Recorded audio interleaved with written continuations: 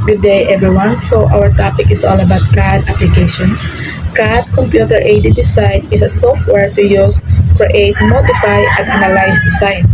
So instead na magamit ta o manual, na ay dali na makagamit og CAD. So na engineers, architect, o designer. So to make accurate ug sa ilang plano magamit sila og computer. So maunang CAD help you to make your work faster, easier, and more precise in many industries. So maura to. So para masabtan pa na ako mga grupo na maka-explain kung unsay gamit anak nila. My name is Jerome Lanessa. I'm here to report the common CAD application. First is engineering design. So what is engineering design? CAD is usually design machine tools, electrical system. It helps creating, replace measurement and technical drawings. So engineers use CAD software to create details like 3D models of this piston, which exact measure that can be adjust the size, shape, and material designs before manufactured. CAD is also allowed them to simulate how piston will move inside the engine and check if it can handle heat and pressure. Because of this, engineers can find and fix possible problems, early reduce error, and saving time and cost during production. Thank you. Architecture. Architects kay gamit og CAD mao na ilang digital drawing tool para maka-create og building, houses, and floor layouts. Instead magmanual sila kay ila gamiton is CAD na para easy to make pod niya para accurate ang design sila floor plan ug structures. The next report is product CAD in product design. CAD or computer aids design lets designers create precise digital model of product like gadget, furniture, and vehicle before manufacturing. It helps visualize, design, check details, and fix error early. This speeds up development, reduce waste or lower costs, making product design faster, smarter, and more efficient. Thank you.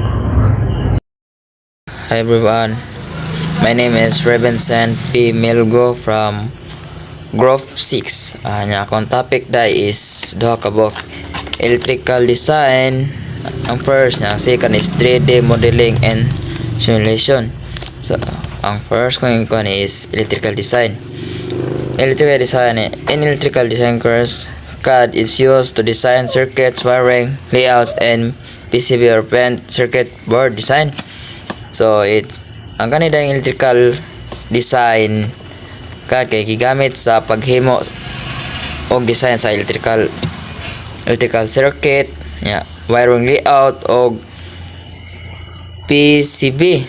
Makatabang kini aron masayon og hapsay ang pagplano sa mga connection sa kuryente kay electrical mo ta. So atong course apil yun siya sa kuan kay mas padali. Og na example is parang nita magdrawing sa wiring connection sa suga og switch sa balay. So atong gamiton na is CAD, mas padali pa kay itong kuan kay kundra sa atong magmanual magdrawing pa to nya. Sa second is 3D modeling and simulation.